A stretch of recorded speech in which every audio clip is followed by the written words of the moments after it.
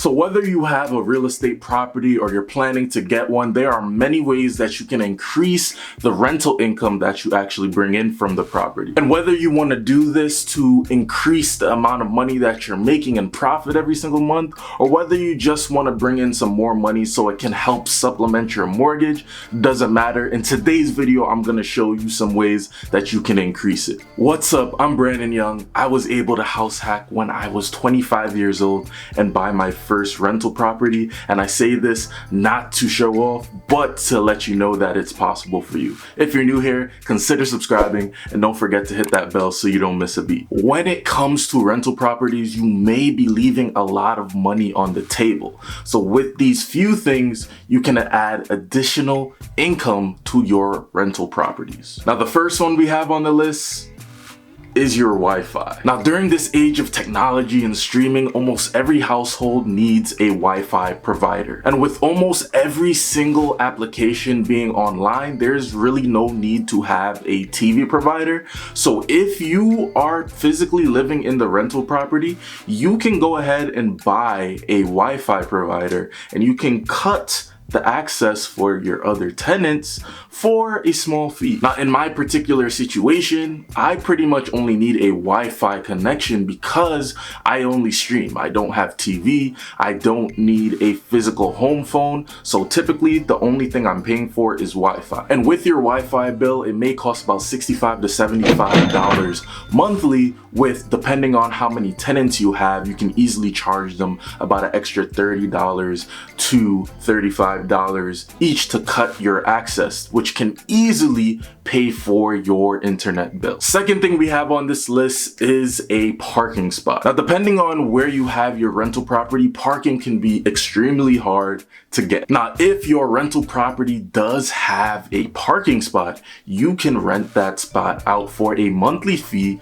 which can easily increase the amount of money that you're bringing in every single month. Now, typically for a parking spot, I like to charge anywhere between $75 to $125 monthly. Simply put, it just allows the ease of not having to worry about having a parking spot available when you're coming home from maybe work, or you're coming home from a late night gathering and you're like, man, I can't find parking. You know that you have your parking spot available. Number 3 is to use your basement strategically. Now, this can be cut into 3 different aspects because you can use your basement for a variety of different things. Now, ultimately, you can turn your basement into another unit. You just need to check in with your city laws and regulations and zoning to make sure you're able to do that. Now, typically basements need 2 entrances, as well as they do need windows so you can get out just in case of an emergency, but do check your regulations and zoning just to make sure exactly. Now, the good thing about adding an actual unit into the basement is, 1, you're gonna get way more rental income. 2, now if you decide to sell your rental property, it does increase in value because you added that extra unit. The next way that you can use your basement for extra income is you can provide extra storage space for your tenants. Now, maybe your tenant does not have enough space to store some things and they want to rent out some storage space. That's all good. You can have some partitions of space in your basement that they can use. You can rent it out from anywhere for $50 to $100 a month. It just depends on how much space they plan on using and what exactly they're going to store down there. The next way that you can make money from the basement is to implement a laundry down there. Now, typically laundries are going to provide a nice stream of income. Now, if you decide to get a coin operated laundromat, then it's great because you're going to have that coin income coming in, or you can just do a flat fee every single month. Having a laundry in the building is also a great selling point, especially when you are trying to rent out an apartment. It just allows the tenant to have ease of use. They don't have to be driving back and forth to a laundromat. They can just simply walk downstairs to the basement and wash their clothes. The next way to make more money is to make a set of keys. Now, accidents do happen, but for whatever case, if a tenant loses some keys and they do need a new one, make sure you charge them for it. you can charge $5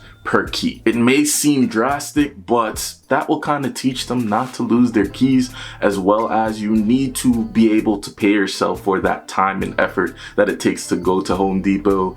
It's taking time out of your day to do it. The next way is to implement pet fees. Now, a lot of different landlords handle pets in different ways, but if you do have a tenant that has a pet and they want to bring them in, what you can do is you can charge them a monthly fee to have their pet in the actual apartment. Now, you usually don't want to make this number too crazy, but you can charge anywhere from $25 to $50. That's what I like to charge in between. But if you decide to charge more, just make sure you check out some of your state laws just to make sure. Next thing that we have on this list is vending machines. Now, maybe you own an apartment building and you have the capacity to add a vending machine. This can be another money maker for you. I know a lot of real estate investors like to add these vending machines to their properties to supplement their income, and this can be a great way to make some extra income from your property. The next one that we have on this list is providing a utility. Now, I've been seeing a lot of apartment buildings and houses starting to have this solar panel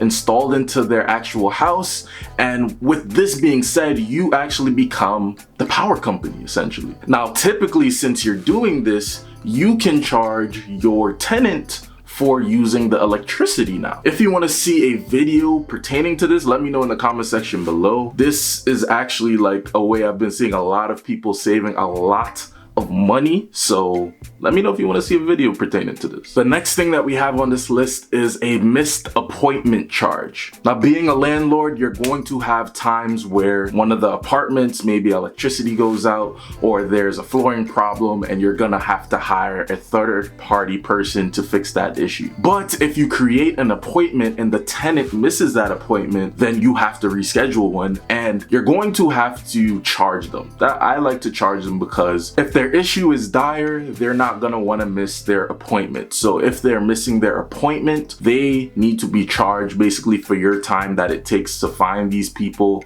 to create the appointment and get these things fixed for them. As a business person, your time is important, so treat it as such. Time is money. The next thing that you can do is you can rent out your appliances. Now, I know a lot of landlords like to provide the appliances to their actual tenants, but you do have the option to actually rent these appliances out to them. These can include the microwave, the fridge, the oven, things of that sort. You can rent out to them for maybe about 10 to 15 bucks. It doesn't have to be anything too crazy.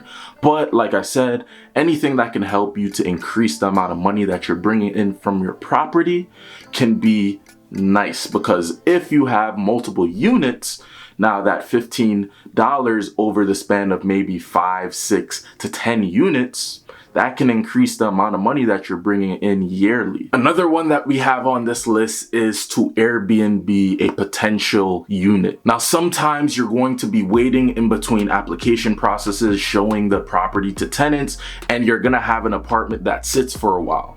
Don't let it sit and not generate any income for you. Use that time, Airbnb the potential property for a couple of days until you get a potential tenant. Now, one of the main reasons why you would want to incorporate these techniques to increase the amount of money that you bring in from a property without increasing rent is because usually when you increase rent, people get scared and they just go. You might lose a good tenant because of something like this. But if you can keep your rental price at market level without like making the price go up, but you can getting your money from different ways, because they're like, okay, maybe I need this parking, I need this laundry, I need this Wi-Fi. It's like, okay, all right, I understand why I gotta pay that. I'll pay a little more, But I don't know, there's some little subliminal thing in your mind where you see the increase of rent go up and you're just like, I'm out. What was your favorite way to increase the amount of money that you bring in from your property? Let me know in the comment section below. And if you have any more ideas of how you can increase the amount of money that you bring in, let me know in the comment section below. I would love to learn more techniques that I could probably incorporate into some of my properties. Watch this video, go subscribe there. I'm Brandon Young. I'll see you in my next video. Peace.